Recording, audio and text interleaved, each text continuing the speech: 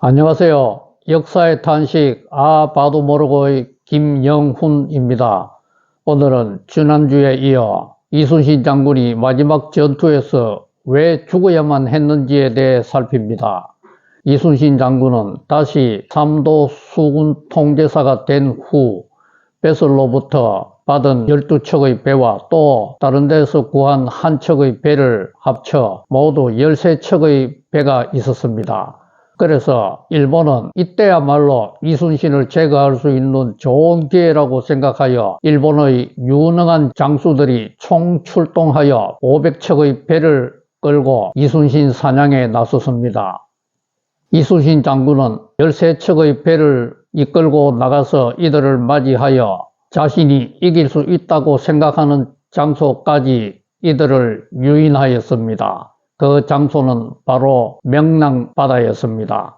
그 명랑은 현재 진도의 울돌목인데 이곳은 조류의 변화가 매우 심하고 또 물살이 거센 곳이었습니다. 일본군은 이곳까지 133척이 따라왔고 그 뒤에 멀찍이서 200척의 배가 대기하고 있었습니다. 이 명랑해전은 1597년 9월에 벌어졌는데 이순신 장군이 13척의 배만 가지고 세계 해전사에 길이 남을 대승리를 거두었습니다. 이로 인해서 일본은 이순신에 대하여 더욱 두려움을 가지게 되었고 이순신에게 접근할 용기를 내지 못했습니다. 이 사이에 이순신 장군은 군함을 더 많이 건조하였고 군사를 더 많이 보강할 수가 있었습니다. 그리고 해가 바뀌어 1598년이 되자 상황이 변화가 일어났습니다.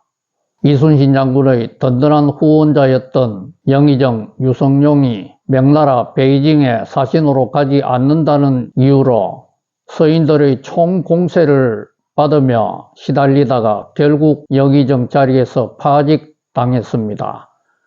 그리고 몇 달 후 일본의 도요토미 히데요시가 사망하였는데 그는 사망하기 전에 조선에 있는 모든 일본군은 철수하라는 명령을 유언으로 남겼습니다.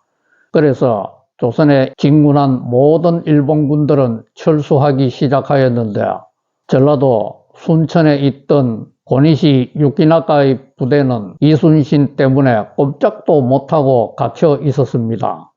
고니시 유키나카는 조선을 돕기 위해서 명나라에서 온 장수 진린에게 뇌물을 주면서 자기들이 이곳을 무사히 빠져나갈 수 있도록 도와달라고 요청했습니다. 그러자 진린은 도망가는 적을 그토록 열심히 잡으려고 노력할 필요가 있겠소라고 이순신을 설득하였습니다.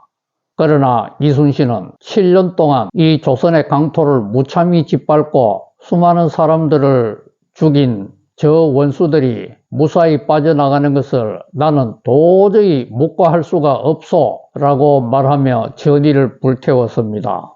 진리는 너무 교만하고 무례하고 성격이 난폭하여서 조선의 선조 임금도 진린의 비위를 맞추느라고 힘이 들었습니다.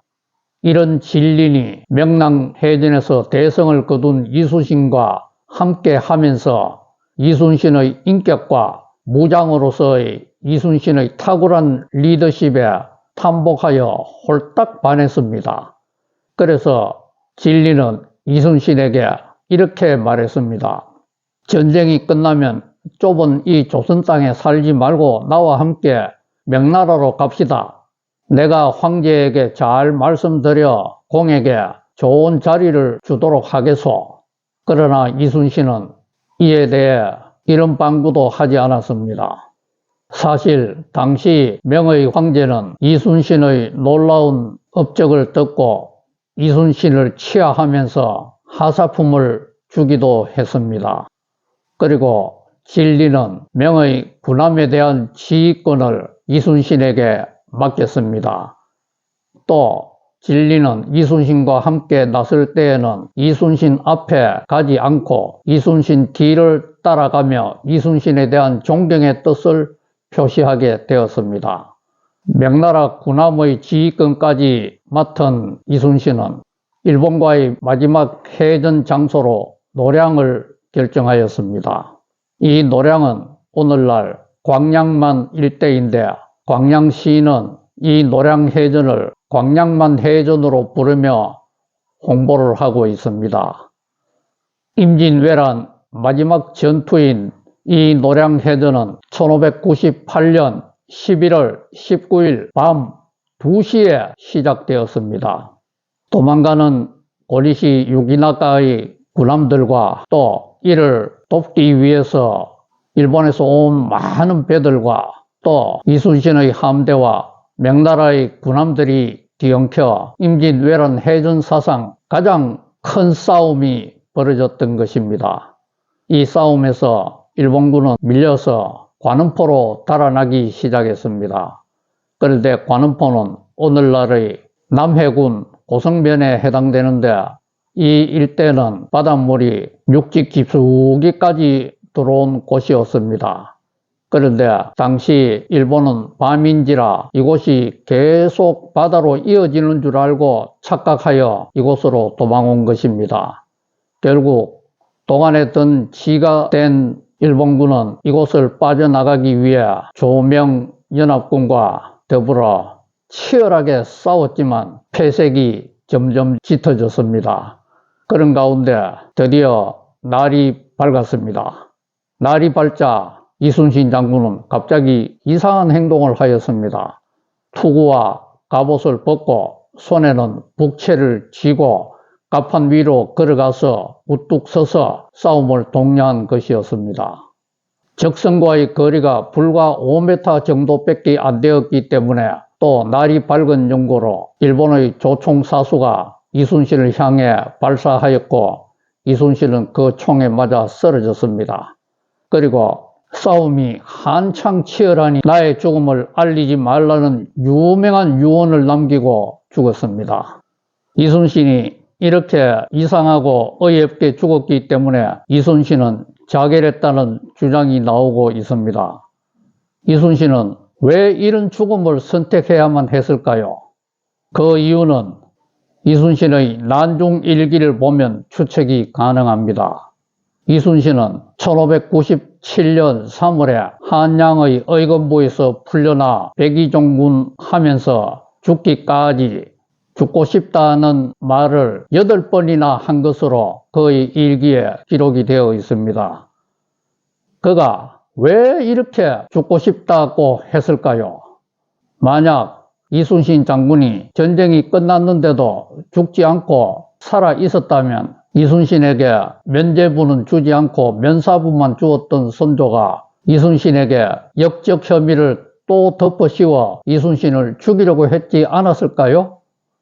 이번에는 유성룡도 파직되어 이순신을 보호할 사람이 없지 않습니까?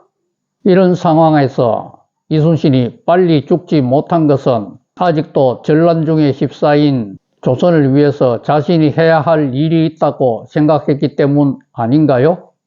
이런 맥락에서 작가 김훈은 자신의 소설 칼의 노래에서 이순신은 나는 임금의 칼에 죽고 싶지는 않다 라고 독백하는 장면을 여러 번 표현하였습니다.